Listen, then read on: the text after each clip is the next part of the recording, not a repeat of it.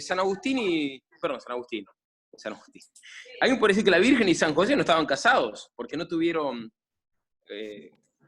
relaciones, ambos eran vírgenes. Es una objeción que alguien, en nombre de la calle, podría hacer, ¿no? Algún lego en catecismo podría hacer esta objeción. Bien, acá ya San Agustín ya responde esto, en la página 4 del dossier. San Agustín dice: aun cuando por común consentimiento guarden continencia, pero vamos a empezar con la cita entera, para así se entiende más el contexto. San Agustín, de Consensu Evangelistarum, 2.1. ¿Quién lee? No era lícito, sin embargo, página 4. ¿Quién lee? No era lícito, sin embargo, que José creyese que debía separarse por eso de la compañía de María, porque ella no dio a luz a Jesucristo por haber cohabitado con él, sino permanecido siempre virgen. Este ejemplo dice con gran elocuencia a los casados: cuando por común consentimiento guarden continencia, puede permanecer el vínculo del matrimonio, no por la mezcla corporal de los sexos, sino por la unión de los corazones. Tanto más cuando a José y a María pudo nacerles un hijo sin relación carnal. Por eso que el matrimonio era un matrimonio perfecto, pleno. ¿Ya? Estaba ¿Lo sonó? Estaba la unión de los corazones. Después, igual más adelante, vamos a ver, Santo Tomás se pregunta si era verdadero matrimonio o no. Hay mucha Y bueno, que apaguen los, apaguen los faroles, perdón, los micrófonos. Bueno, entonces, más adelante, Santo Tomás de Aquino se va a preguntar este tema, si eran o no eran esposos. Si el matrimonio era o no era matrimonio verdadero, matrimonio auténtico. Y demuestra que sí, para dar los motivos, ya lo vamos a ver más adelante. Pero bueno, acá ya tenemos un anticipo con San Agustín. San Agustín, en la cita que sigue a continuación, en su obra De Nuptiis et Concupiscencia, una obra que sería bueno que lean también los casados. En esta obra, San Agustín, que esta cita después la va a citar Santo Tomás en la Suma, dice así: todos los bienes del matrimonio se cumplen en los padres de Cristo: la fe, la prole y el sacramento. La prole es nuestro Señor Jesucristo. La fe porque no ha habido adulterio. La fe, esto es la fidelidad, ¿no? Claro, acá no es la fe teologal. Y el sacramento, porque no ha habido separación. Bien, alguien podría hacer una buena... El lector diligente, no cualquier persona, no cualquier bruto, sino el lector diligente, dice San Jerónimo, podría preguntar algo muy interesante. ¿Quién se anima acá a leer la objeción la pregunta del lector diligente? Yo, padre. Dale. No siendo José padre del Salvador, que puede interesar la genealogía continuada hasta José. Es una buena pregunta. Está bien, paramos acá. El reparo, la pregunta es muy buena. O sea, si San José no fue el padre biológico de Cristo, ¿por qué el evangelista se gasta en poner toda una bibliografía larguísima, una genealogía larguísima, con un montón de nombres que para nosotros son extraños en hebreo, algunos nombres que nunca escuchamos? ¿Para qué hace eso si José no es el padre físico de Cristo? Es una buena objeción. Pero acá ya responde San Jerónimo y después Santo Tomás va a responder más a esta objeción. ¿Quién es acá la respuesta? Dice así. Bueno, leo yo. No es costumbre de la Escritura insertar la sucesión de las mujeres en las genealogías. Además, José y María fueron de la misma tribu, por lo que según la ley estaba obligado a tomarla como parienta. O sea, bueno, eran prácticamente la misma familia, eran de la misma tribu, así que la genealogía de José y de María es prácticamente la misma. De todos modos, como también pasa en nuestra cultura occidental, no es costumbre insertar la sucesión, no es costumbre de la Escritura, pero tampoco en nuestra sociedad occidental, insertar la sucesión de las mujeres en las genealogías. De hecho, nuestra sociedad occidental toma muchas cosas de la Escritura, aunque no nos demos cuenta. Incluso en esta época de laicismo extremo, todavía muchas cosas siguen siendo al menos en parte, según la Escritura. Por más que parece por momentos que estamos bordeando la apostasía global. Bueno, San Agustín da un motivo más interesante. Dice que la genealogía tuvo que ser continuada hasta José, para que en aquel singular matrimonio, fue un matrimonio singular, fue perfecto matrimonio, pero fue singular, singularísimo, único, para que en aquel singular matrimonio no quedase rebajada la preeminencia de su sexo. Bueno, que se rasguen las vestiduras, si es que tienen vestiduras, porque hoy en día ya andan semidesnudas, que se rasguen las vestiduras las feministas. Bueno, sin perjudicar por eso la verdad, puesto que tanto José como María eran de la estirpe de David. ¿Y cómo preeminencia de su sexo? ¿A qué se refiere con esto? No significa que el hombre y la mujer no sean iguales. Significa que el hombre, nos guste o no, es la cabeza de la familia. La mujer es el corazón del hogar, de la familia, el hombre es la cabeza. En ese sentido. Bien, bajamos un poco más.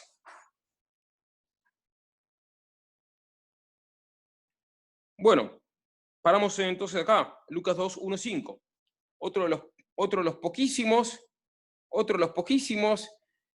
pasajes donde se habla, la Biblia habla de San José. Lucas 2, 1, 5. ¿Quién lo lee? ¿Quién se anima? ¿Para un lector? José subió también de Galilea, de la ciudad de Nazaret, a Judea, a la ciudad de David, que se llamaba Belén, pues era de la casa y familia de David, para empadronarse con María, su esposa, la cual estaba encinta.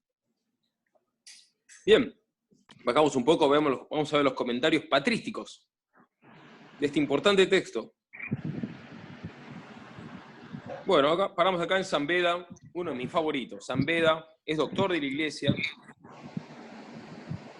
San Beda dice algo muy interesante. ¿Quién puede leer el pasaje de San Beda?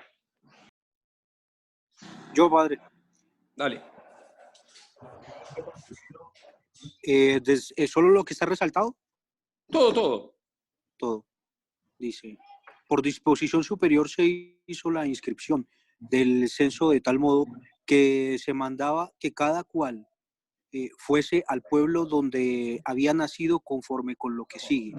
Y todos iban a empadronarse, cada cual a su ciudad. Por lo cual sucedió que nuestro Señor fue concebido en un sitio y nació en otro, para evitar así con más seguridad el furor de los Herodes. Perdón, el furor de Herodes. De Herodes. Muy interesante esto, ¿no? Uh-huh. Y Perfecto. prosigue. Bien. José subió también. Bueno, sí, de Galilea. Uh-huh. Perfecto. Bueno, le saludamos a José Vaquero, que se acaba de ir. Bueno. Entonces, como decíamos, nuestro Señor fue concebido en un lugar, pero nació en otro. ¿Y por qué? Porque fueron a hacer el censo, había un censo. Pero el censo era providencial, nada escapa a la providencia, Dios prevé todo con peso, número y medida, todo, tanto en los personajes bíblicos como en nuestra vida, por más prosaica que parezca. Y, bien, entonces, como Herodes ya lo quería matar a Cristo, entonces Dios en su providencia dispuso que haya un censo, de modo tal que la Sagrada Familia se tuvo que ir para censarse, y ahí el Señor se salvó por un tiempo del furor de Herodes. Después se va a tener que ir a Egipto para salvarse del furor de Herodes, eso viene después. Pero bueno, el censo le sirvió a la Sagrada Familia para, ya por un tiempo, salvarse del furor herodiano. Bien, o necesitaríamos un nuevo censo para que los bebés se salven del furor de los nuevos herodianos, de los abortistas. Bien.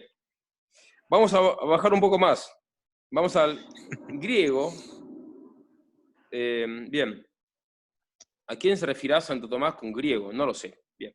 Pero es una autoridad, porque si Santo Tomás lo pone acá, griego. Y griego hace un comentario interesante. Por más que no sepamos quién es griego, hace un comentario interesante. ¿Quién se anima a leerlo?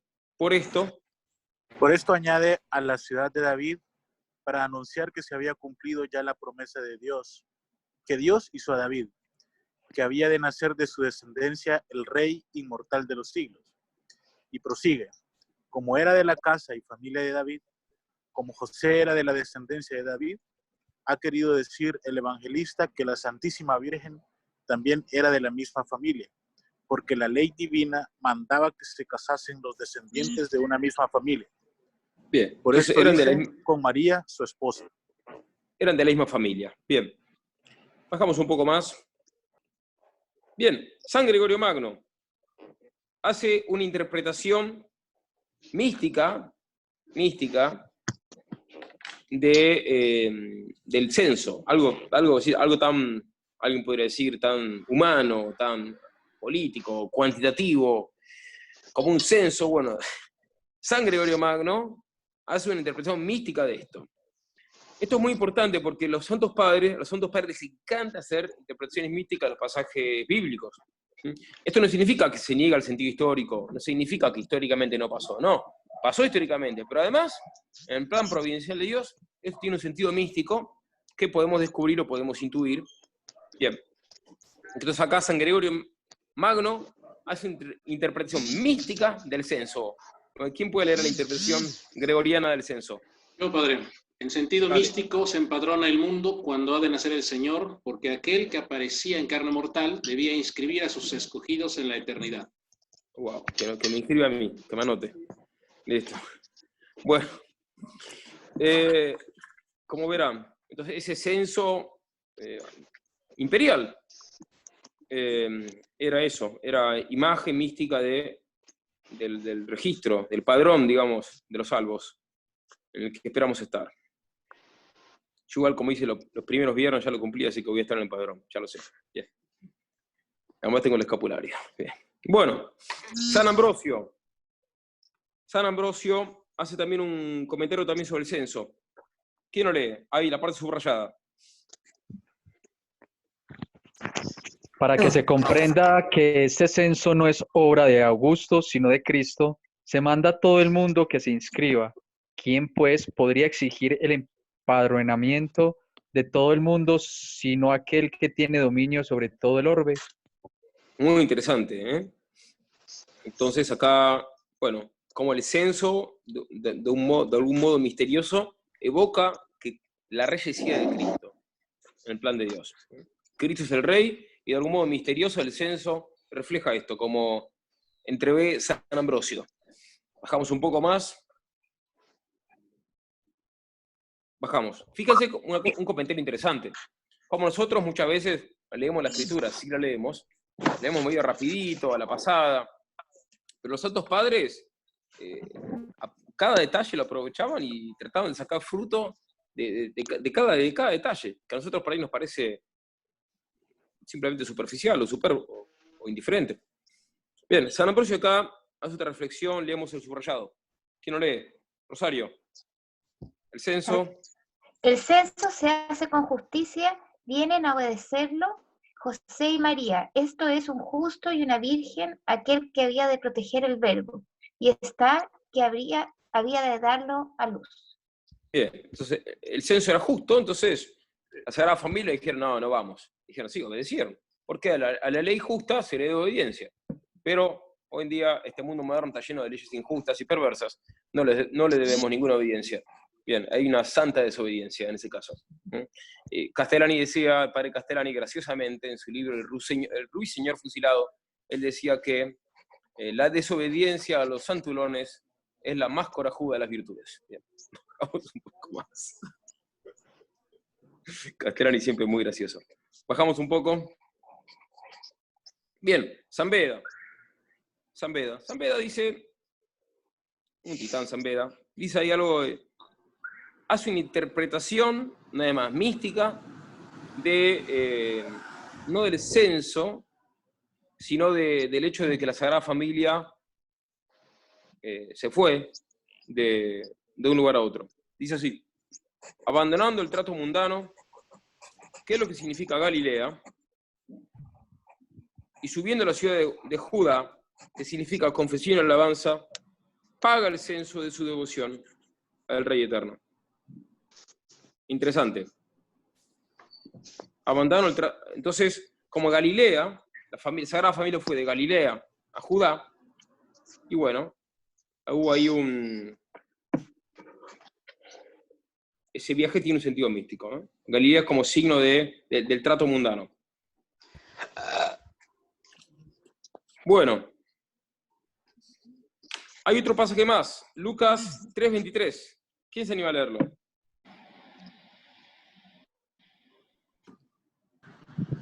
Y el mismo Jesús comenzaba a ser como de 30 años, hijo, según se creía, de José, que lo fue de Elí, que lo fue de Matat, que lo fue de Leví, que lo fue de Melquí.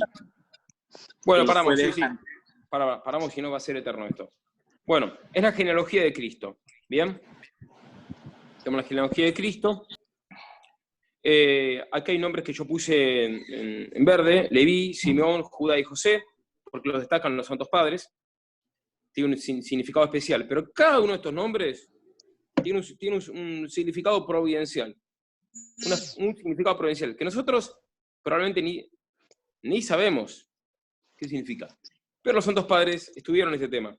Bajamos un poco más. Un poco más. Bueno, ahí está, San Cirilo. ¿Quién es la cita de San Cirilo? Después vamos a volver sobre el significado de los nombres. Ok, sí. Yo puedo. Aun cuando Jesucristo carece de padre según la carne, algunos sospechaban que tenía padre, por lo cual prosigue, hijo, según se creía de José.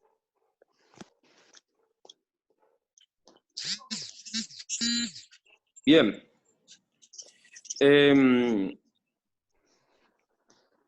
Entonces Jesucristo carecía de padre según la carne, pero algunos sospechaban que tenía padre. Por eso muchos, lo dice la Escritura, lo llamaban a San José, lo llamaban el padre de Cristo. Lo llamaban así. Bien. Pero en realidad no estaban tan alejados de la realidad porque era el padre adoptivo. Bien. Vamos un poco más. San Ambrosio. San Ambrosio, ¿quién lee? Yo. Bien se dice como se creía, porque en realidad no lo era, y se creía porque María lo había engendrado, la que estaba desposada con José. ¿Cómo es que se describe la genealogía de José con preferencia a la de María? Siendo así que María fue engendrado a Jesús por obra del Espíritu Santo, y San José tiene parte en la generación del Señor. Podríamos dudar sobre esto si la Sagrada Escritura no nos enseñase la preferencia que siempre da a la genealogía del marido, y en que la genealogía de José y de María vienen a ser una sola, porque siendo José un varón justo, tomó ciertamente mujer de su propia tribu y de su misma patria. ¿Continuó?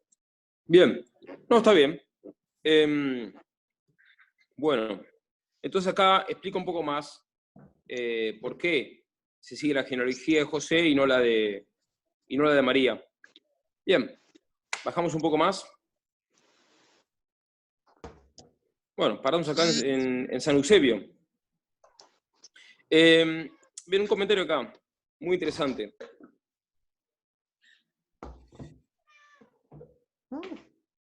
Bien, bueno, acá San Eusebio, este pasaje es muy interesante porque explica cómo la genealogía de San Mateo, la genealogía de San José relatada por San Mateo, va es según la carne y es en clave descendente. En cambio, la de San Lucas es en clave ascendente. La de San Mateo es en clave la de San Lucas, la descendente es para simbolizar la encarnación, Dios hace hombre, y la ascendente es para simbolizar, en cambio, que nosotros somos hijos adoptados de Cristo por el bautismo. Bien, vamos por eso es que la genealogía ascendente está justo al lado del relato del bautismo de Cristo, para expresar eso. Bien, San Eusebio de Cesarea, bien, acá bajamos un poquito, ya está San Eusebio. Bueno, gracias San Eusebio por tu contribución. Paramos un poquito acá. Interesante es que en la genealogía ascendente, dice acá en verde, está subrayado, se omite a los pecadores. Se omite a los pecadores. No se lo menciona a los pecadores. ¿Y por qué? Bueno, no se lo menciona porque precisamente se quiere mostrar cómo uno, por la ascenso de Cristo, uno se purifica el pecado. Bien. Y dice acá, así atribuye al que nace en Dios los mayores que son padres según Dios por la conformidad de la vida. Bajamos un poco más. Está un comentario de San Agustín, paramos acá.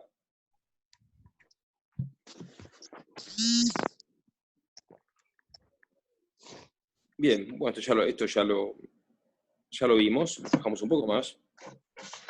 Paramos, San Ambrosio. Bueno, acá explica un poco más esto que habíamos dicho, ¿no?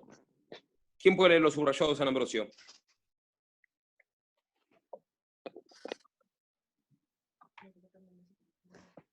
Se dice que Natán, que descendía de Salomón, engendró a su hijo Jacob y murió sobreviviéndole a su mujer, la cual tomó Melchi como esposa, a Melqui, de la cual nació Elí. bueno, ahí introduce un poco quién era Elí, ¿bien? Y un poco más abajo, bueno, dice que habla de José, hijo de Jacob, según la naturaleza, pero según la ley, hijo de Elí, Veda. Bien. Sí, Julio, acá Julio pregunta si podemos tener todo esto por escrito. Sí, todo esto está en un PDF que Carla después se los va a mandar. Bajamos un poquito más. Bueno, paramos ahí. Perdón, se ve una fracción de la pantalla. ¿Puede ser que se arregle eso? Gracias. Sí. Bien.